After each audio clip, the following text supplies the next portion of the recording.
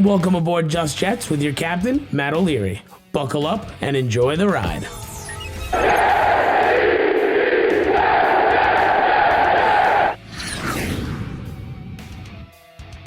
Hello and welcome to Just Jets episode number 97. What's going on? I am Matt O'Leary here with another episode, and yeah, it's going to be a little bit different, as I'm sure you've heard by now if you follow along with me on social media. I was added to COVID protocol. I'm on the COVID list, so this episode isn't going to be so much a full-length one in terms of me doing my opener and voicemail, so it's going to be very voicemail heavy. Probably going to be the only video that I do during this week. We'll see how I feel towards the end of the week, but yeah, just wanted to get the regular show out there, and we have a lot of business to take care of, so you guys will get your rants out there, and I'll kind of just react as we go. But before that, listen up, fellas. 2021 was not very fun, but it's almost time for the new year, which means new balls with our sponsor, Manscaped. Manscaped is the best in men's below-the-waist grooming, offering precision-engineered tools for your family jewels and helping 2 million men all over the world get rid of hair on their balls. Don't let yourself go into 2022 with the same way that you were here in 2021. You got to start your way off on the right foot. So get 20% off and free shipping with my code JETS20 at manscaped.com. That is JETS20 with free shipping at manscaped.com, and use my promo code JETS20. So let's hop right into it. Again, it's going to be very voicemail heavy on this show, and I'll kind of just react as we go here. The first call we have is from Eric. He's from Long Island originally, calling in from Belgium. He has some takes on Zach Wilson. Hey, Matt, it's Eric calling. I haven't called in about a year. I'm calling from Belgium. Well, I'm in Belgium. I'm from Long Island, but I'm in Belgium. So I'm calling you from Belgium as we speak. And I ordered the game today, the NFL Game Pass. I ordered it on my phone, so I was watching the Jets today. And to be honest with you, I don't want to sound down about all this. But I don't know if Zach Wilson's our future quarterback or not. I think he's got the arm talent. He definitely has a great arm, probably the best arm since Testaverde on the Jets at least. But as far as like the way he plays, Trevor Lawrence looked a lot better today. I mean, you can't say he didn't. You know, I would have been much happier if we lost the way Jacksonville did and Zach Wilson had that kind of game. He's yet to throw for 300 yards. I mean, you look at Darnold's first year, and he had 4 games against the Colts, the Broncos, the Lions, 5, the Texans, and the Packers, where he looked good, and he still didn't pan out in his first year. He didn't pan out, obviously. I don't know if I see him being under center in 3 years or 2 years from now. I know this year is not quarterback draft, apparently, although you go back to the draft with Mahomes and Watson, and they said that wasn't a good quarterback draft, and look at what happened. So, yeah, I don't know, but my question is, do you really think, you know, gun to your head, that Zach Wilson's under center for this team in 3 years? I mean, he just doesn't look good. He's not accurate. Yeah, they won today, but I would have rather lost than him threw the ball over the yard, you know? And he's yet to do that. He doesn't have one 300-yard game. And I get it. He's playing with backup receivers and all that, but Trevor Lawrence wasn't playing with anything great today either. So He played like shit, too. Thank you very much, and let me know what you think. Couple things. I was just looking back here at some of these numbers.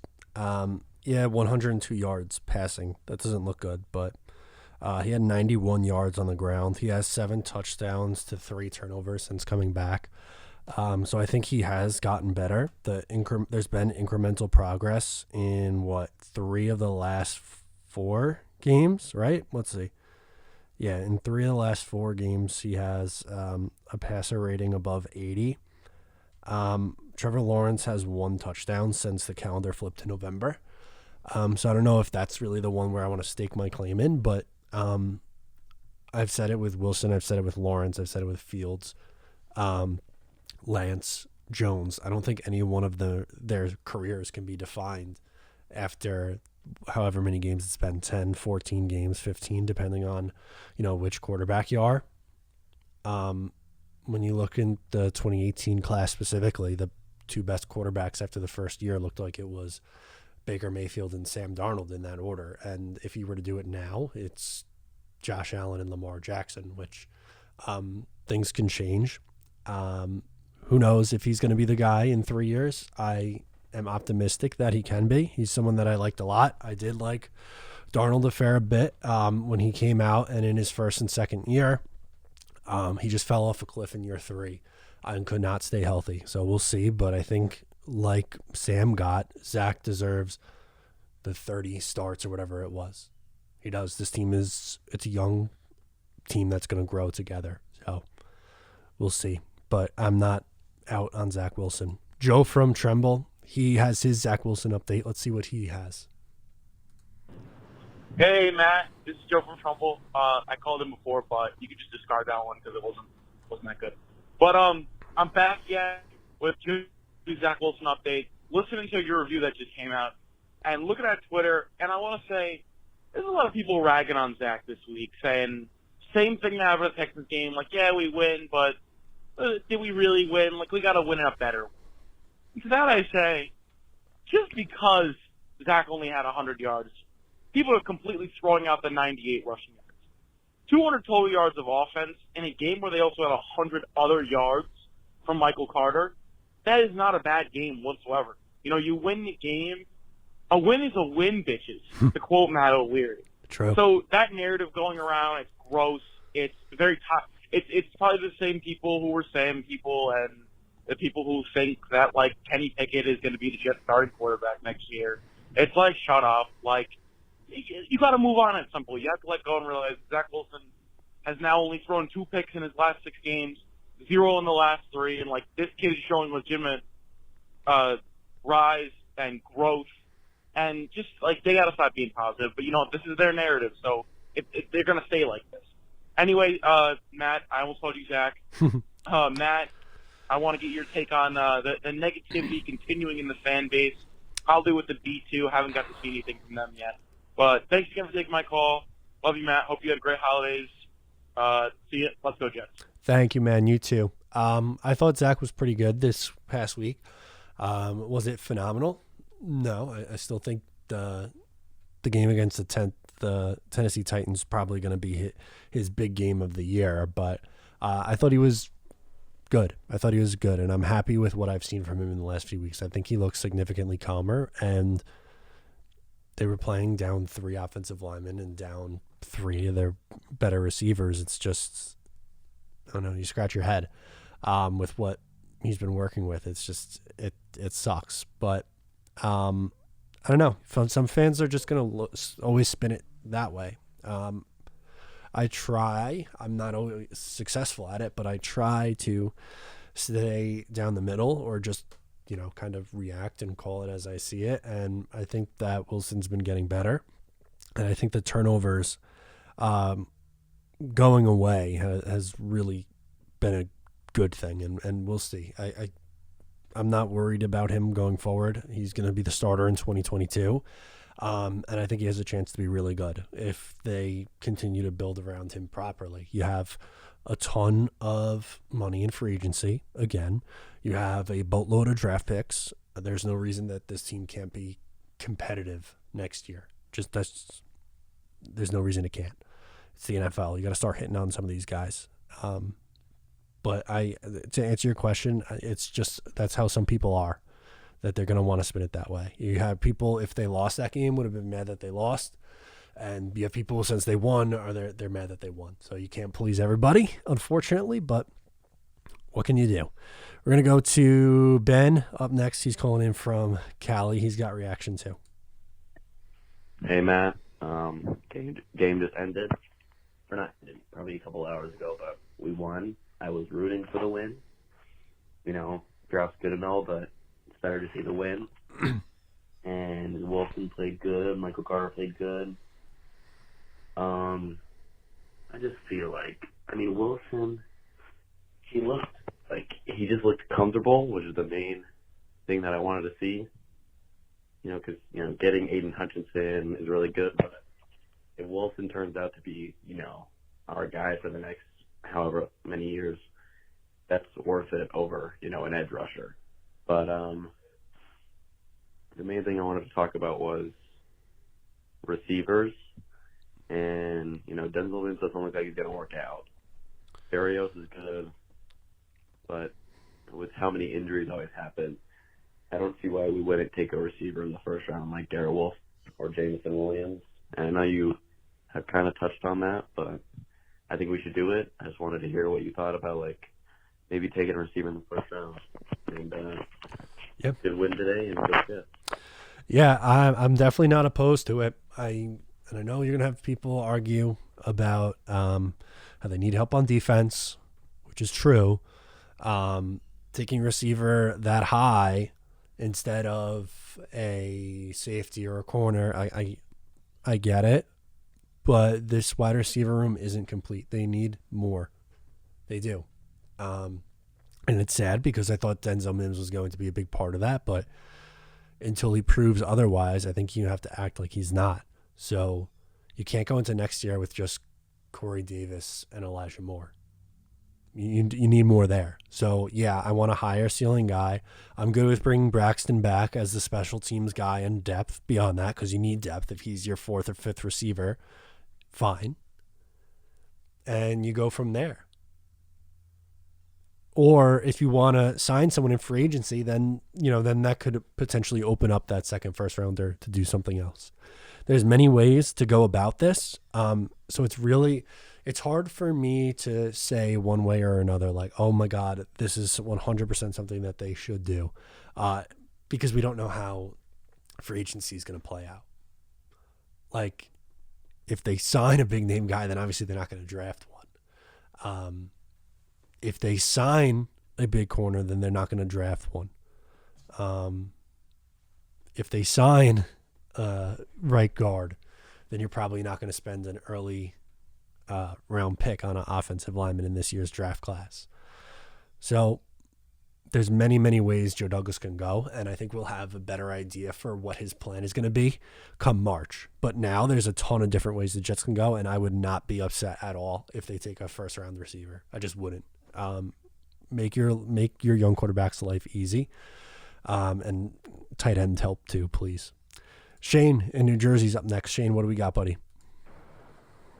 Mr. Matt O'Leary, how we doing? Shane from Jersey calling you on this gorgeous Victory Monday. Just kind of wanted to give you a quick reaction to the game and then a question I have for you. First off, I was there yesterday, and as Nice. Jake Asman called it, the air conditioning unit of a stadium. Great analogy because that's exactly what it is. Yep. Cold, windy day. Big shout out to everyone that went because, down in the Ducks, Jets, Jags, everyone hurt. That place was rocking after the Zach touchdown and the Barrios kick return. So that was awesome because when I got there and half the seats were in field, it was a little depressing, and you didn't have to shove anybody around to get to your seats. It was you could feel the emptiness even in the parking lot. But you know what? They scored. I don't know if you could hear on TV, but it was rocking. It was moving, and again, half the seats weren't filled. So that was just cool to see some electricity in the stadium for however many people were there, and that was cool. And seeing it in person, man, Zach looked so comfortable with a JV team of guys out there. I consider myself a diehard fan, as you and the other people on this show who call and stuff. I'd love to know if anybody can name half the guys that played yesterday, because I truly couldn't. I had no idea who the hell was out there half the time. But I loved the win, love it moving forward, loved it for Zach. It looked like his team, so that was just absolutely awesome. The question I want to go for you and see where you are moving forward is just kind of where you are on Mekhi Becton. Starting to get a little nervous about that, how that's been pushed under the rug this year, and he's such a dominant piece in the first-round pick last year. And on top of that, I feel like it's a little more pressure because now that Mims looks so bad, 2020 draft class kind of looks like a wash because Bryce Hall is the only guy who plays, and, again, Mims looks so bad. Just so you know, where do you stand on him? Are you a little nervous? Do you want to see him maybe move to right tackle, or are you not worried and you think he'll come back next year strong as ever, a little bit healthy after the rest of the season? I totally get him not playing because, we kind of suck early, and why throw him back there, a big guy returning from injury. But, yeah, just are you concerned? Are you not? But, yeah, that's it. Love the show, man. Keep it up. Go Jets, baby. Be good. Appreciate it. Thank you so much. With Mekhi Becton, I don't anticipate him moving to right tackle. Because as a rookie, I think I'm not saying Shane in general, but I think people are quick to forget just how good he was for the New York Jets as a rookie. And how he got hurt this year was he got rolled up on by his garbage right guard. There's no way to prevent that. He wasn't out of shape. It's a narrative that people love to push, but he wasn't. He actually looked like, if you remember, Quinnen Williams did going into his second year, looked much more in shape, and he had a really good year. And I think Mekhi was primed to do that before he got his knee rolled into. To me, it was a fluky injury, so I fully anticipate him to come back and be a dominant left tackle, which is exactly what he looked like last year. He played at nearly a Pro Bowl level as a rookie, just like what Elijah Vera Tucker is doing right now. So I don't think that if, and I'm not, obviously you don't want this to happen. You want this to be fully good here, but if God forbid Elijah Vera Tucker missed all of next year, at this time next year, are we talking about Elijah Vera Tucker being a bust? I don't think so. I wouldn't be. Maybe some people would, because I didn't think by this time last year you'd have people talking about Mekhi Becton being a bust, which is just, it's strange to me, but it is what it is. You have people who are going to stand, have that hard stance. So thank you, Shane. Let's go to Dante down in Georgia. Hey, Matt. It's Dante from Georgia. It's been a few weeks, but I want to call in about the Jets and Jaguars game. First off, I hope you had a Merry Christmas. Thank you, and you too. Enjoyed it with the family. But I do just want to say about this game, besides the fact that I think Zach Wilson made me more of a believer in him than I was going into this game. The progress that he's shown the past 5 or 6 games that he's played is extremely noticeable. It might not be like mind-blowing numbers, but I mean, progress in a quarterback is something the Jets have not seen in years. So it's nice to see. But I do want to say, it's so hard being a Jets fan, and it's not even because the team, it's because the fans. Some fans, I know not all of them, but they bitch if we lose and they bitch if we win.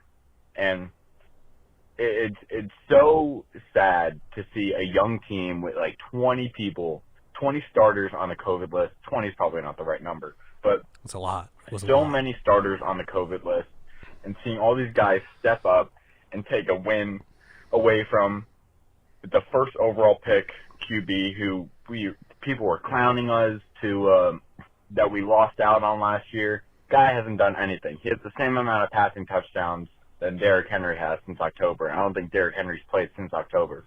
Like, Trevor Lawrence, it's too soon to call Zach Wilson a star. It's too soon to call Trevor Lawrence a bust. But I like who we picked. I like who we ended up with.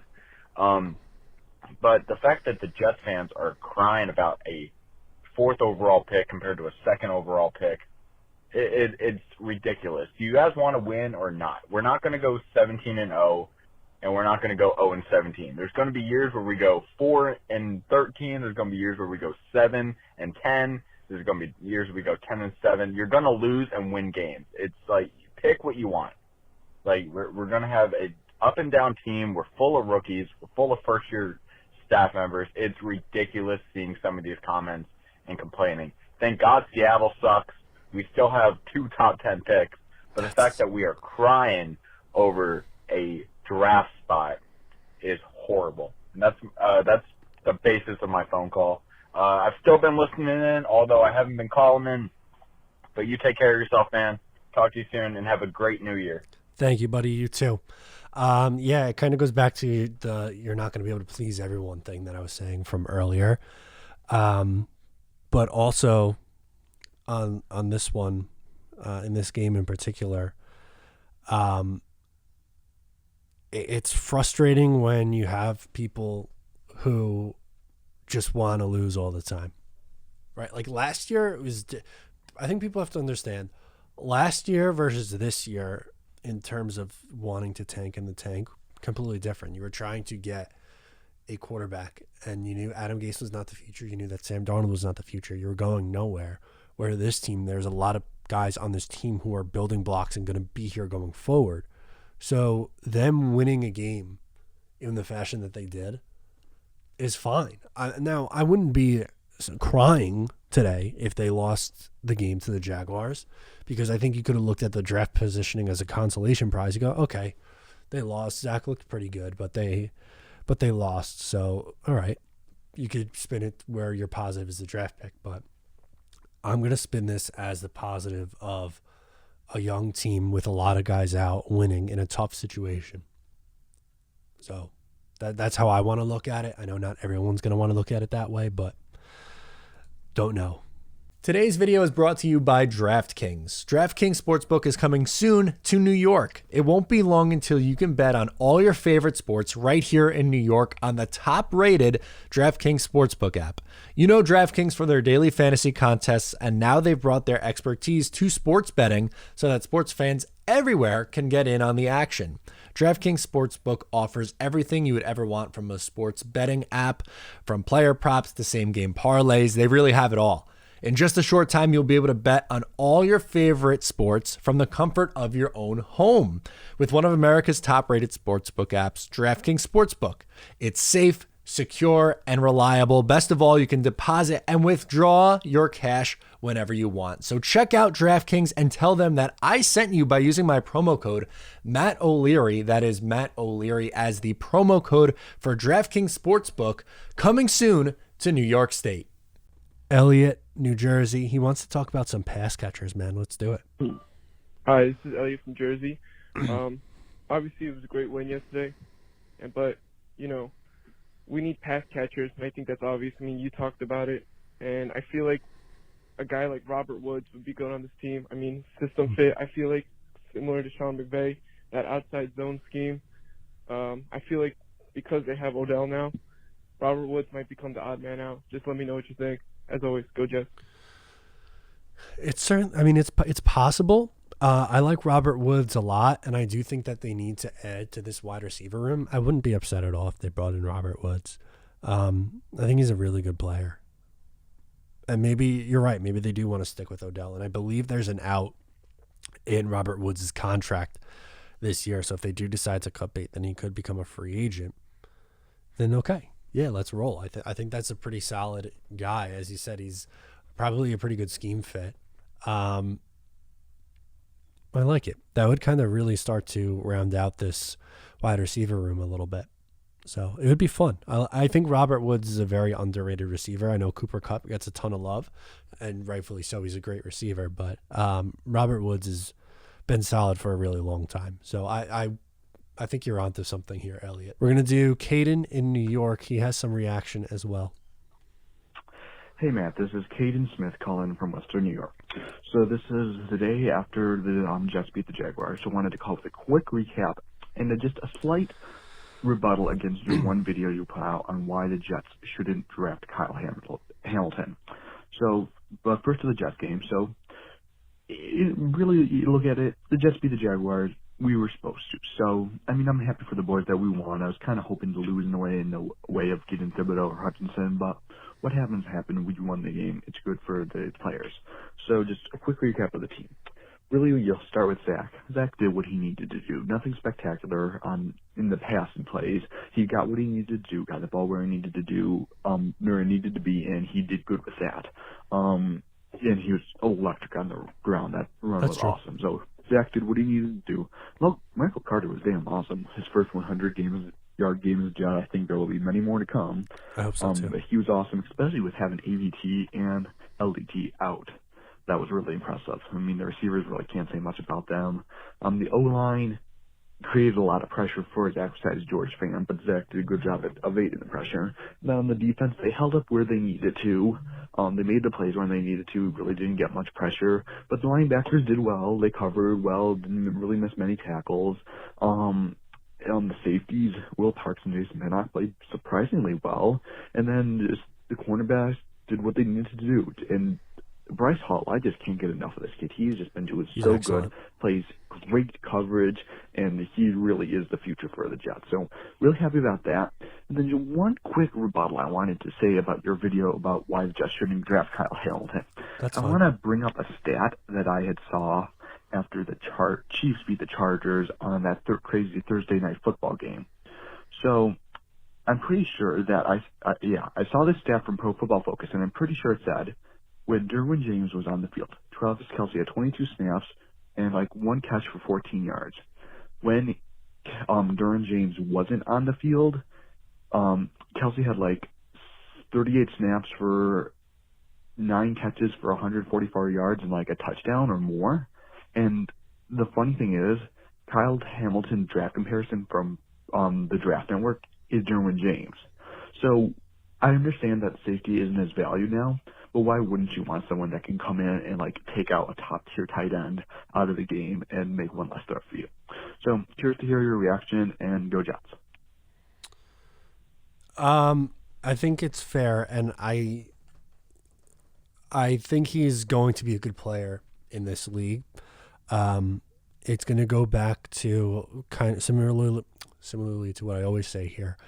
I believe in my heart of hearts that Robert Saleh and Jeff Ulbrich are trying to build this defense around the front four and getting after the quarterback, and the secondary is going to be a little bit more of an afterthought on this team. I think that and that's not to say that they can't bring in a free agent corner, not someone who you're going to pay a ton of money to, but you could bring in a starting caliber free agent corner, a starting caliber safety who's middle of the pack, or even like a Marcus Williams type, and then use one of your 2 seconds or a third on safety. I would rather do that than use potentially the 6th pick on it or 7th pick, wherever it ends up being.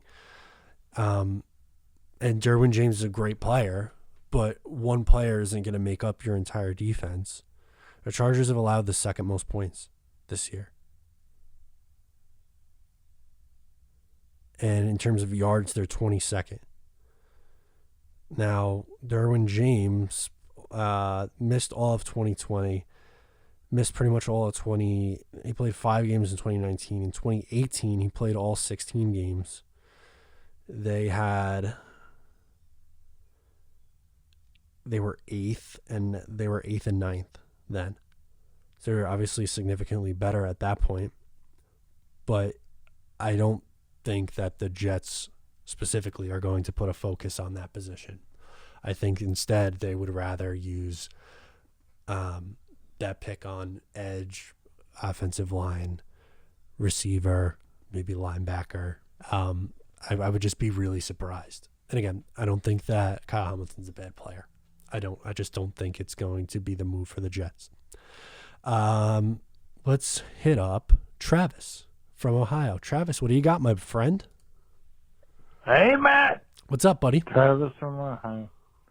Sorry, buddy. Been a while since we talked to you. I hope you had a Merry Christmas and wish you a Happy New Year, obviously. Just wanted to look at the Jets in the year in review. Sure. Like, looking at our predictions, like, we predicted them to be, like, the floor was around 3 to 5 wins. The ceiling was 7 to 9. They fell at 4 right now, and I don't see them beating Tampa Bay or the Bills. So, within range, figured it would be a roller coaster year. Of course, it has been, with the youngest team in the league and rookie head coach, quarterback, offensive coordinator, across the board, rookies everywhere. So growing pains all around. Then we beat Trevor Lawrence, who was supposed to be our savior last year. True. And Zach, Mrs. Wilson's baby boy, God bless her, had the better game. So kudos to him. With all the people on COVID, the depleted line, receivers, defense is still atrocious with what we got. And we talked about how thin they were at linebacker with what they had wasn't either proven or it could prove that they could play a whole year. That came to fruition. Unfortunately, we thought the offensive and defensive lines were going to be studs and wide receivers, but that didn't quite pan out. But you still got to like the direction. I mean, you'll still take it. I mean, compared to what we've seen before, cap situation, the draft picks, Seattle, it's been fun cheering against Seattle. That's true.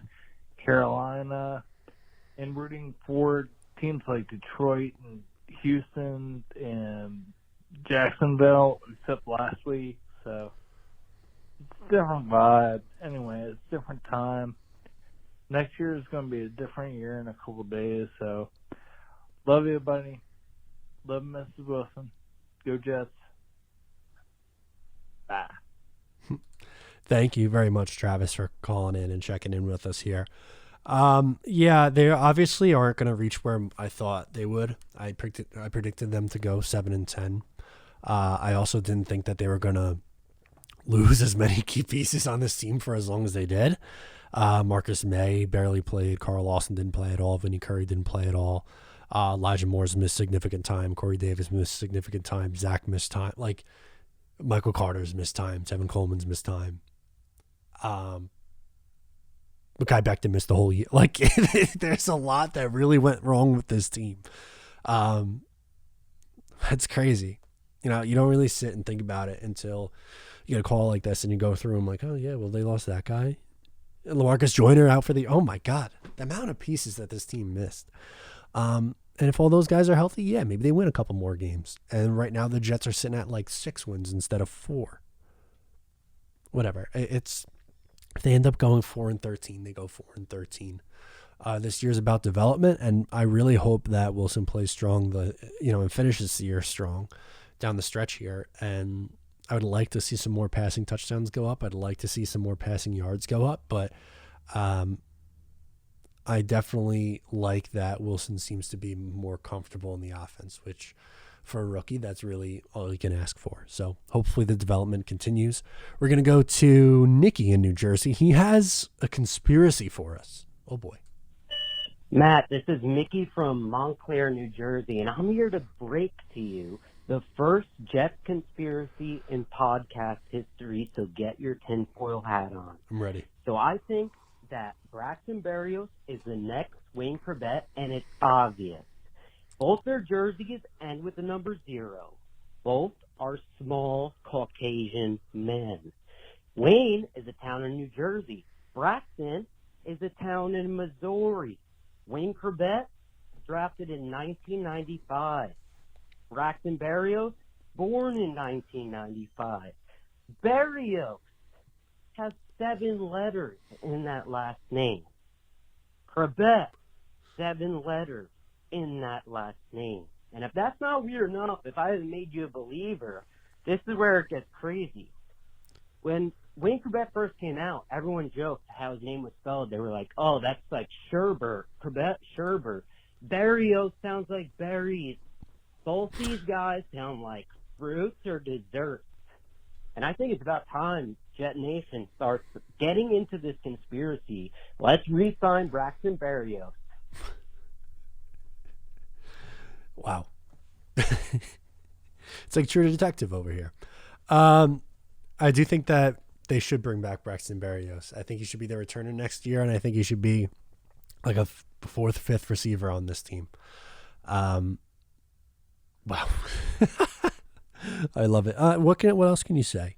Other than these days, it can be hard to find and hire the right candidates for your small business. That's why LinkedIn Jobs made it easier to find the people you want to talk to faster. And guess what? It's for free. You can create a free job post in just minutes on LinkedIn to reach your network and beyond to the world's largest professional network of over 770 million people. LinkedIn Jobs helps you find the candidates you want to talk to faster. Did you know every week nearly 40 million job seekers visit LinkedIn? Post your job for free at linkedin.com/MO. That is linkedin.com/MO to post your job for free. Terms and conditions apply. Now, let's get back into these voicemails. We got Ben in New Jersey. He wants to talk about the 2021 draft class. What's up, Matt? It's Ben from Jersey. As the season winds down, I think it's only right to give out some grades for our 2021 draft class, which, in my opinion, has been really good. So obviously, we're going to start with Zach Wilson. I'm going to give him a B minus. He started off the season horrible, obviously marred by that 4 interception game against New England in the home opener. But since he came back from injury, he's really stepped it up. He's only thrown 2 picks and he's thrown 7 touchdowns since he returned from injury. He's showing the flashes of improvement, and that's all that really matters. He hasn't been perfect, and literally no rookie quarterback can be perfect unless you're Justin Herbert from last year, but besides the point. So I'm going to give Wilson a B minus. Next up, Elijah Barrett Tucker, A. He's been so good on the offensive line, borderline Pro Bowler, amazing in the run game. The pass game could work on a little bit, but I think Elijah Barrett Tucker's been a home run. So worth it trading up for him. Next up, Elijah Moore. I'm going to give him an A also. He started off the season kind of slow, but once week 8 rolled around, came up, he had a solid game. I think he had 6 receptions for like 70 yards, and since then he's been amazing. And obviously he missed a few games with a hamstring injury, but now it looks like he's going to be back for the last 2 weeks. So I'm giving my man an A. Next up, Michael Carter. I'm going to give him an A minus. He started off the season kind of slow. It seemed like his yards per carry were kind of low, but since week 8, he's been really good. A threat of the passing game. He always fights for yardage. He's our future running back. Jamie Sherwood, and that's an incomplete grade. He barely played it any time at all. And Michael Carter. What's up, Matt? It's Ben from Jersey. As the season winds down, I think it's only right to give out some grades for our 2021 draft class, which, in my opinion, has been really good. So obviously, we're going to start with Zach Wilson. I'm going to give him a B minus. He started off the season horrible, obviously marred by that 4 interception game against New England in the home opener. But since he came back from injury, he's really stepped it up. He's only thrown 2 picks and he's thrown 7 touchdowns since he returned from injury. He's showing the flashes of improvement, and that's all that really matters. He hasn't been perfect, and literally no rookie quarterback can be perfect unless you're Justin Herbert from last year, but besides the point. So I'm going to give Wilson a B minus. Next up, Elijah Barrett Tucker, A. He's been so good on the offensive line, borderline Pro Bowler, amazing in the run game. The pass game could work on a little bit, but I think Elijah Barrett Tucker's been a home run. So worth it trading up for him. Next up, Elijah Moore. I'm going to give him an A also. He started off the season kind of slow, but once week 8 rolled around, came up, he had a solid game. I think he had 6 receptions for like 70 yards, and since then he's been amazing. And obviously he missed a few games with a hamstring injury, but now it looks like he's going to be back for the last 2 weeks. So I'm giving my man an A. Next up, Michael Carter. I'm going to give him an A minus. He started off the season kind of slow. It seemed like his yards per carry were kind of low, but since week 8, he's been really good. A threat in the passing game. He always fights for yardage. He's our future running back. I agree with that. Jamie Sherwood, and that's an incomplete grade. He barely played it any time at all. And Michael Carter II, man, I'm giving, for the value we got him at, I'm giving that And hey, he's been one of the best slot corners. Jason Pinnock, I'm going to give an incomplete grade. Same with Hamza Nasruddin. And Brandon Eccles, I'm going to give him an A-. He's had, for a 6th-round pick, he's been great. He won that Rookie of the Week 2 weeks ago. And Jonathan Marshall gave me an incomplete grade also. So overall, this job class has been really good. And I'm excited for the future. Let me know your thoughts, and as always, go Jets. Thank you. I think your grades are pretty fair for the most part. I agree with pretty much everything. I think you said Wilson B-, so that sounds about right. I think that could improve.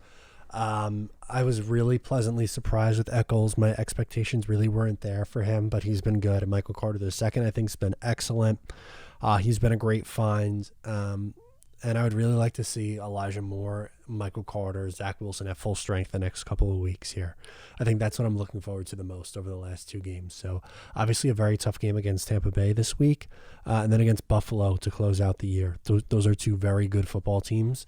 And the Bills defense is obviously one of the best in football. So they'll have their work cut out for them, but I'm going to hang it up for tonight. I think that's going to do it for me. Tried to get through as many as I could. So appreciate it. Thank you for sticking with me. I'm Matt O'Leary, and I'll talk to you next time.